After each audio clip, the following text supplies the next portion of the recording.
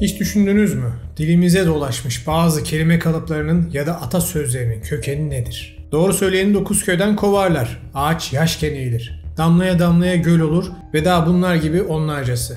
Tüm bu sözler nereden geliyor olabilir? Bu tarz sözler ya da deyimler genelde dinleyene bir hayat dersi vermek için kullanılır. Ve arkasında genelde hayat tecrübeleri yatar. Fakat bunlardan birisi var ki arkasında yatan hayat tecrübesi belki de duyduklarınızın en acısı olacak.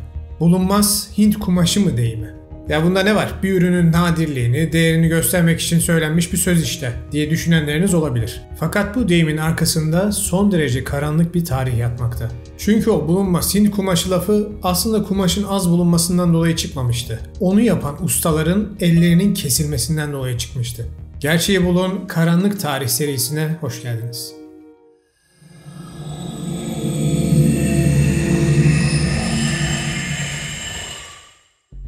Dünyanın en büyük şirketleri hangileri diye sorsam vereceğiniz cevaplar belli. Amazon, Apple, Google, General Electric gibi teknoloji ya da ağır sanayi devlerini sıralarsınız. Peki insanlık tarihinin en büyük şirketi hangisi desem ona ne dersiniz? Bakın sadece parasal değerden bahsetmiyorum. Gücün her çeşidinden bahsediyorum. Ben size cevabı vereyim. 31 Aralık 1600 tarihinde İngiltere Kraliçesi 1. Elizabeth'in yetkisiyle tarih sahnesine insanlığın gördüğü en güçlü şirket çıkar. Doğu Hindistan şirketi ya da tam adıyla Doğu Hint adalarında ticaret yapan Londra valisi ve tüccarlar şirketi. Ya arkadaş, dış ticaretle uğraşan bir şirket nasıl dünyanın en güçlü şirketi olur diyenler varsa birazdan bunun cevabını tarihin acı sayfalarında bulacaklar. Hindistan pazarına girmeden önce bile bu şirket Güneydoğu Asya'nın pek çok bölgesinde faaliyet göstermeye ve doğunun zenginliklerini Batı ile buluşturmaya başlamıştı. Fakat şirketin tarihinin en büyük dönüşümü Babür İmparatorluğu'nun çöküşüyle başlar. 1700'lü senelerde dünya ticaretinin %23'ünü kontrol eden Hindistan topraklarında karışıklık boy göstermeye başlamıştır. Bu %23 küçümsenecek bir rakam değil. Günümüze oranlarsak tüm Avrupa'nın ya da Amerika'nın ticaret hacmine eşit bir oran. Tabii herkes bu dev pastadan pay almak için kapışmaya başlamışlardı. Fakat kimsenin tahmin etmeyeceği bir oyuncu daha bu pastaya doğru ilerliyordu.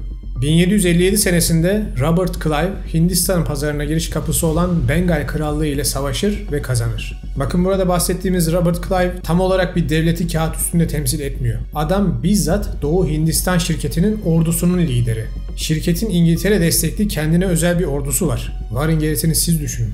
Takip eden yaklaşık 100 sene içerisinde Doğu Hindistan şirketi dünyanın en zengin topraklarının mutlak kontrolünü, üretim yerlerini kontrol altına alarak ve yönetimde olan kişileri para ile satın alarak tamamen ele geçirir. Kralın mali işlerini bile yönetmesi kılıfı altında çeşitli kamu kurumlarına kendi adamlarını atar. Nihayetinde de yöneticileri tamamen kontrol altına alıp birer kuklaya çevirir. Şimdi İngiltere'ye sorsanız Hindistan sayemizde demokrasiyi, kamu düzenini tanıdı, altyapıyı, üst yapıyı biz kurduk gibisinden kendilerini kahramanvari gösteren laflar edip dururlar. Kağıt üstünde bu iddiaların bazı maddeleri de doğru olabilir. Ama Babür İmparatorluğu dediğimiz medeniyet aslında pek çok alanda son derece gelişmiş bir medeniyetti.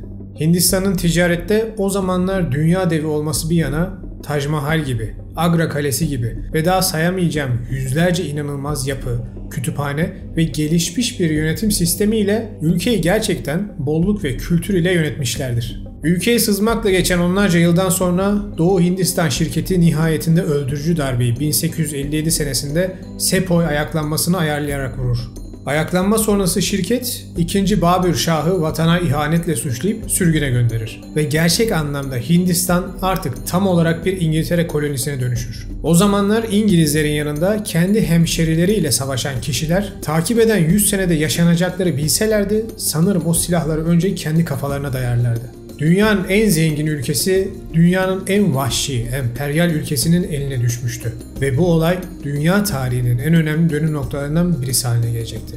İngiltere için inanılmaz bir güç doğarken Hindistan'ın felaketi gelmek üzereydi.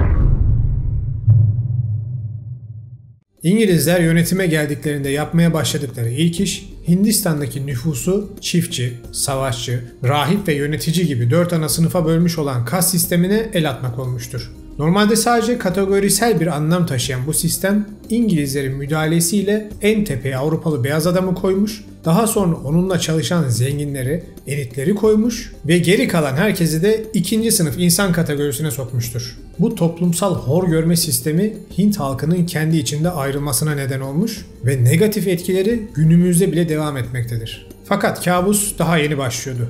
Doğu Hindistan şirketinin tek bir amacı vardı. Ülkenin tüm zenginliklerini İngiltere'ye taşımak ve Avrupa'ya satmak. Bunun için de hiç kimsenin gözünün yaşına bakmayacaklardı. Doğu Hindistan şirketi ülkedeki üretim tesislerinin hepsi üzerinde askeri gücünü kullanarak bir tür mafyavari düzen kurar ve üreticilerin iç pazara ya da diğer ülkelere satış yapmalarının önüne geçerek üretilen tüm malların yok parasına İngiltere'ye satılmasını dikte eder. Bununla da kalmaz, zaten ucuza aldığı malları İngiltere'ye taşıyorum, satışını ayarlıyorum vesaire gibisinden beyanlarla üreticileri sert vergilere bağlarlar. Böyle anlatınca sadece yönetimsel sertlikler yapmışlar gibi algılanıyor ama gerçekler ne yazık ki çok daha acı. Size videonun başlığının hikayesini anlatarak olayın vahamiyetini göstereyim. 1834 senesinde Hindistan dünya tekstil üretiminin %25'ini tek başına karşılıyordu.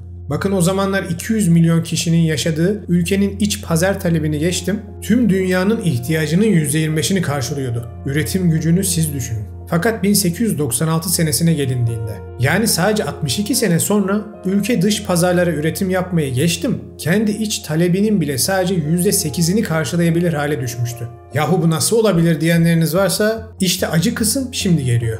Bu tarihlerde bildiğiniz gibi dünyada İngiltere kaynaklı bir dönüşüm başlamıştı. Sanayi devrimi. Ve İngiltere dünya egemenliğini kurmak için kelimenin tam anlamıyla erişebildiği tüm ham maddeyi topluyordu. Ve tabii ki buna kolonisi Hindistan'daki pamuklar da dahil. İngilizler Hint çiftçileri o denli sömürdüler ve sıkıştırdılar ki üretilen pamuğun neredeyse tamamı İngiltere'ye kıyafet üretimi için gönderildi. Buna itiraz eden ve diğer ülkelerle ticaret yapıp kendi güzel kumaşlarını satmaya çalışanlara da ne mi oldu? İngiliz kıyafet endüstrisine karşı tehdit yaratmamaları için zanaatkarların elleri kesilmeye başlandı ki Hint kumaşları işlenemesin ve ülke bizzat onlardan gelen ucuz pamuğu işleyip kıyafet yapıp Hintlere yüksek paradan geri satan İngilizlere mahkum olsun.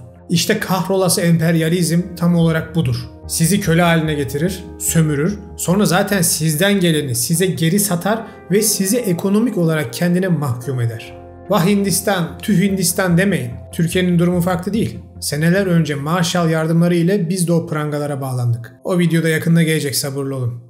The Loom and the Lamp kitabında yazar Rabindranath Tagore sömürge senelerinde yaşanan bu tarz kan dondurucu olayları bize anlatmış ve sırf ailesi açlıktan ölmesin diye gizlice dokumacılık yapan küçük çocukların bile ellerinin ceza olarak nasıl kesildiğini kaleme almıştır. Tüm bu ham madde sömürüsü Hint çiftçilerinin fakirlik içinde ölmelerine neden olmaya başlar. Hatta şirketin yöneticilerinden birisi olan Lord William Bentinck günlüğüne şu şekilde yazmıştır. Hindistan'ın engin arazileri pamuk çiftçilerinin kemikleriyle beyaza bürünmüştü. Olay sadece pamukla sınırlı değildi. Demirden gümüşe, kömürden altına kadar ülkenin kaynaklarının tamamına yakını İngiltere'ye gönderiliyordu. Ve buna karşı çıkmanızın sonucu da ölümünüz oluyordu. Düşünün, asayiş adamların, yönetim adamların, ticaret yolları adamların, yargı sistemi adamların. Kimi kime şikayet edeceksiniz? Hindistan'ın sömürüldüğü yaklaşık 150 senede ülkeden günümüz parası ile 45 trilyon dolarlık zenginliğin İngiltere'ye aktarıldığı düşünülüyor. Bu rakam Türkiye'nin 45 senelik gayri safi milli hasılası demek. Ve bunlar daha tahmin ettiğimiz rakamlar. Nitekim bu devasa ham madde sömürüsünün arkasında çok daha karanlık bir plan yatmaktaydı.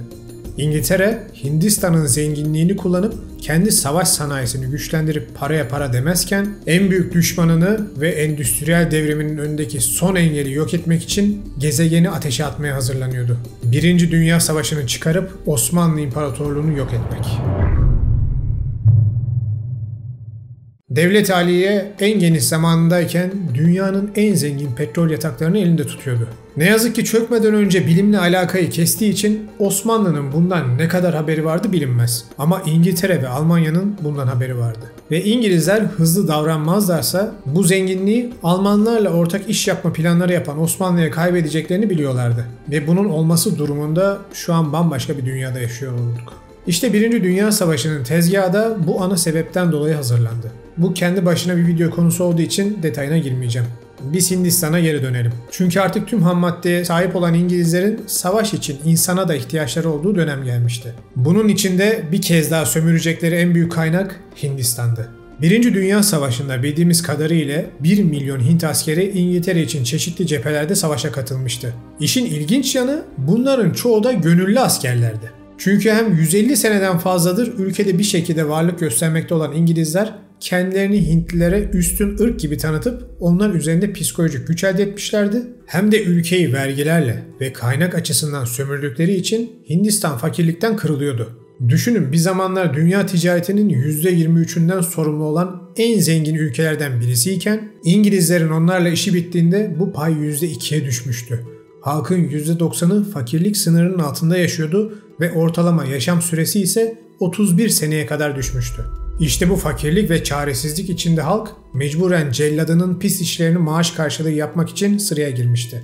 Birinci Dünya Savaşı'nda 1 milyon, İkinci Dünya Savaşı'nda ise 2,5 milyon Hintli İngiliz ordusuna katılmıştı ve İngiliz ordusunun 3'te 2'sinden fazlasını oluşturmuştu. Ama bir kez daha İngiliz'in oyunu büyük olacaktı.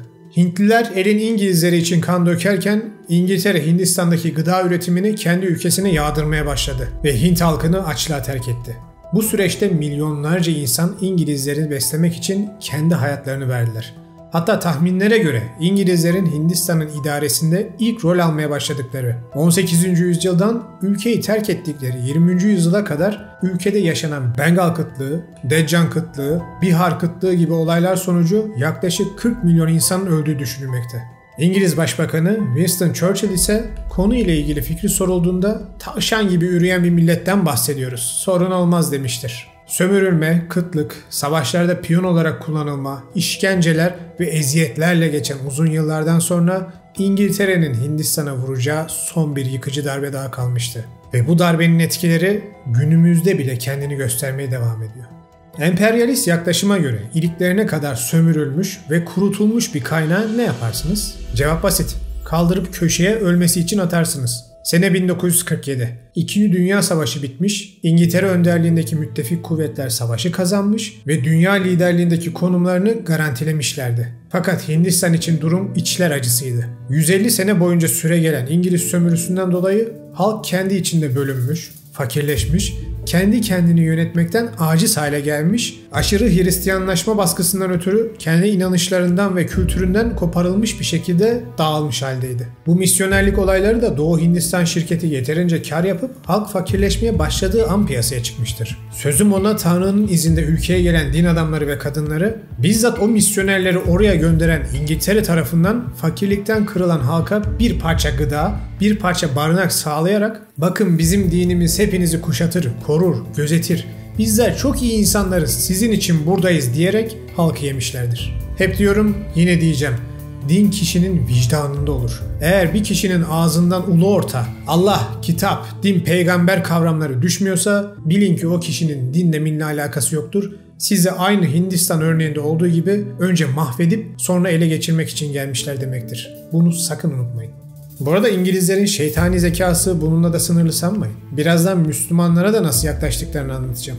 Nitekim Hindistan artık İngiltere için sırtında taşıdığı bir kambur haline gelmişti. Ve İngiltere'de hukuk eğitimi almış Gandhi'nin kendi ülkesine gidip milliyetçilik ve bağımsızlık hareketi başlatması ile de İngilizler belirli bir direniş gösterdikten sonra son hızla ülkeden ayrılmışlardır. Ama giderken son bir darbe daha vuracaklardı. İngilizler Hindistan içindeki Müslümanları kışkırtarak, hacıları, hocaları tezgahlayarak bağımsız bir ülkenin kurulması gerektiği fikrini senelerce aynı toprakta yaşamış, aynı halkın kardeşleri arasına sokarak Mountbatten planı olarak bilinen ülkenin ikiye ayrılması projesini gitmeden onaylarlar. Ve Hindistan kendi içinden Pakistan'ın doğması ile ikiye bölünür. Böylelikle İngilizler Hindistan'ı sürekli olarak yanı başında oluşmuş yeni bir tehdit ile yaşamaya mahkum etmişlerdir. Ne planlama değil mi? Daha şeytani bir şey olamaz diyenleriniz olabilir. Ama kanalı takip etmeye devam etsinler. Bu tarihin karanlık yüzü serimizde daha size neler anlatacağım. Hindistan'ın hikayesi ibret alınması ve dünyada esas tehlikenin ne olduğunu anlamamız açısından önem verilmesi gereken bir hikaye. Emperyalizm ve onun düşünce yapısı bu şekilde sizin inancınızı, zaaflarınızı, kültürünüzü tamamen size karşı kullanıp sizi çiğnemek üzerine oluşmuş bir sistemdir. Ve bu sistemin en kuvvetli taktiği ise böl ve yönettir. Günümüzde ise İngilizler artık orduymuş, yönetimi ele almakmış filan bunlarla uğraşmıyorlar bile. Çok uluslu şirketleriyle istedikleri ülkenin ekonomik omurgasına ortaklıklar ya da satın almalarıyla girip o şekilde ülkeyi kontrol ediyorlar. Çok daha temiz iş. Ve bu yaklaşım bize de sandığımız kadar uzak değil. Hindistan'ın son asırlarda neler yaşadığını gördünüz. Şimdi burada kendi ülkemize de bakmamız lazım. Çünkü aynı sorunlar motifi Türkiye'de de kendini göstermeye başladı. Son yıllarda halkımız kendi içinde ciddi şekilde ayrışmış durumda. Hem de saçma sapan siyasi tartışmalar yüzünden. Millete gelince Allah kitap deyip kendilerine gelince zevkin, şatafatın içinde yaşayanlar ülkeyi zehirli bir sarmaşık gibi sarmakta. Hükümetinden muhalefet partisine kadar siyasiler halkın dertlerini dinlemeyi unutup kendi dertlerine düşmüş durumdalar. Aynı olaylar birebir videomuzun konusu olan Hindistan'da da yaşandı arkadaşlar. Bu videodan sonra merak edip detaya inerseniz yaşananları bizzat kendi gözünüzle görürsünüz. Şahsen ben de tarih okumayı seven biri olarak çemberin Türkiye için gitgide daraldığını görmekteyim. Umarım halkımız içten ve dıştan gelen emperyalizm uşaklarının bu tuzaklarına düşmez. Umarım böl ve yönet taktiğine yenilmez. Yoksa bizim de sonumuz bir zamanlar Hindistan'ın yaşadığından farksız olmaz.